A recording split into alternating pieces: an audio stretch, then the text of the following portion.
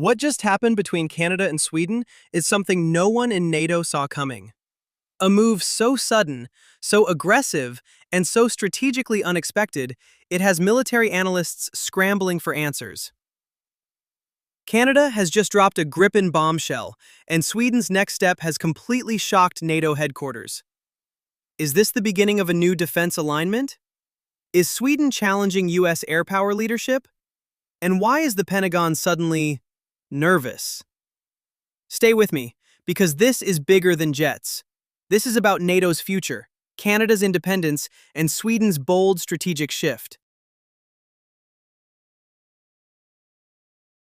Canada quietly signaled behind closed doors that it is re-evaluating its future fighter fleet. The F-35 deal, once thought to be locked in, is now facing internal pressure. Why? Because Canadian officials admit an uncomfortable truth. The country needs a fighter that can operate in the Arctic, cheaply, frequently, and reliably. And suddenly, Sweden steps forward. Not with a pitch, not with a brochure, but with something far more dramatic. A strategic readiness partnership proposal involving 4 key points. A rapid delivery package of Gripen E aircraft, joint Arctic operations training, shared maintenance hubs across northern Canada, technology transfer covering EW and data fusion systems. This isn't normal. This is Sweden telling Canada, we're ready to reshape your entire air defense architecture. And NATO? Not amused. Canada's biggest weakness is no secret: defending the Arctic. A region bigger than all of Europe with brutal cold, limited infrastructure, massive distances, and Russian activity growing every year. The F-35 can operate there, but at a cost. Every single flight hour burns cash, requires deep maintenance, and strains an already stretched Canadian budget. Meanwhile, the Gripen E is practically designed for harsh climates.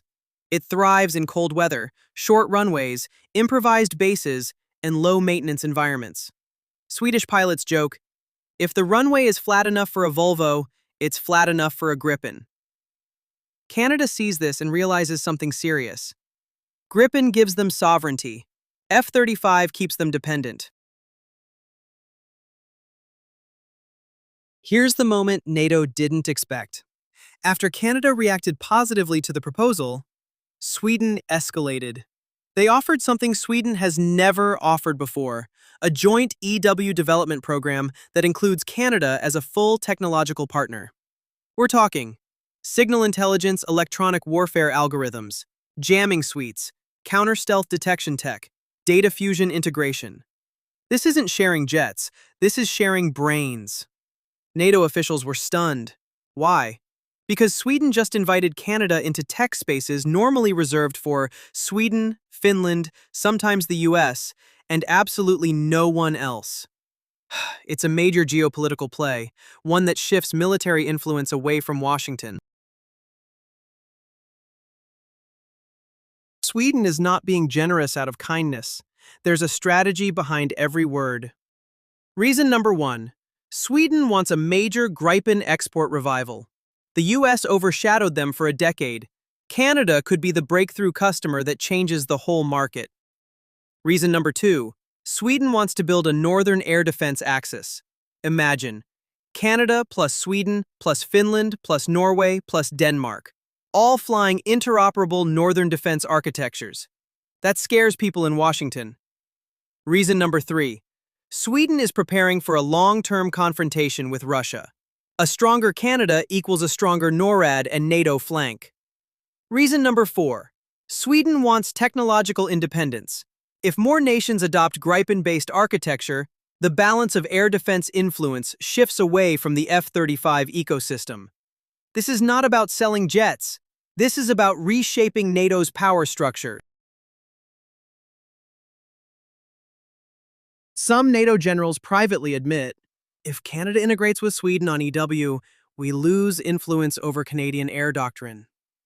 America doesn't want Canada's fighter ecosystem drifting away from the F-35 network.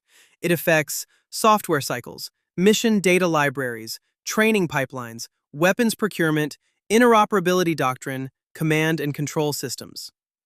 The United States relies heavily on keeping allies inside its tech sphere. If Canada breaks that pattern, others might follow.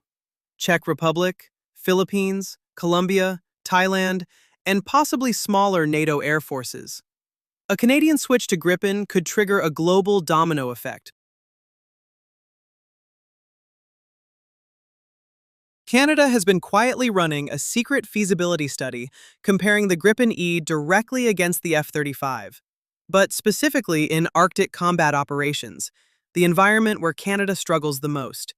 What makes this explosive is that the study includes highly sensitive metrics normally shared with the United States, such as cold weather sortie rates, maintenance time versus flight hours, runway requirements for remote northern bases, availability during sub-zero deployments, EW versus stealth survivability in contested environments, Arctic cost per flight hour simulations.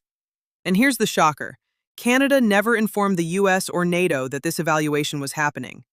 When the leak surfaced, NATO officials were stunned because a fair, Arctic-focused comparison could expose the F-35's biggest weaknesses and highlight the Gripen's biggest strengths. This isn't just Canada comparing jets. A single, quiet simulation might be the moment that changes everything. Canada's Gripen Bombshell is not a random event. It's the opening move in a larger strategic realignment, one that gives Canada more independence, gives Sweden more influence, and challenges the US monopoly on advanced fighter platforms. Sweden's shocking next step, offering deep EW cooperation, has left NATO scrambling to respond, and now the world is watching. Will Canada become the first major Western nation to pivot away from the F-35 ecosystem?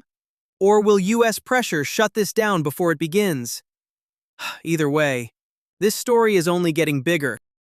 So now the question becomes, what happens when a quiet internal leak becomes a global military earthquake? Canada didn't just run a simulation. They challenged the very foundation of NATO's fighter ecosystem. They questioned whether the F-35 is truly the right aircraft to guard the Arctic, the most dangerous, unpredictable region on Earth. And Sweden's bold move?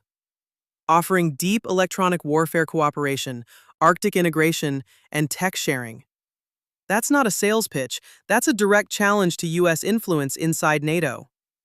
Whether Canada ultimately switches to the Gripen or stays locked into the F-35 doesn't matter as much as what this moment represents. This story is far from over.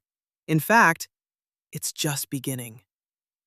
If you want more updates on Gripen versus F-35, Arctic defense, and the future of NATO air power, make sure you like, subscribe, and turn on notifications, because the next chapter is going to be even bigger.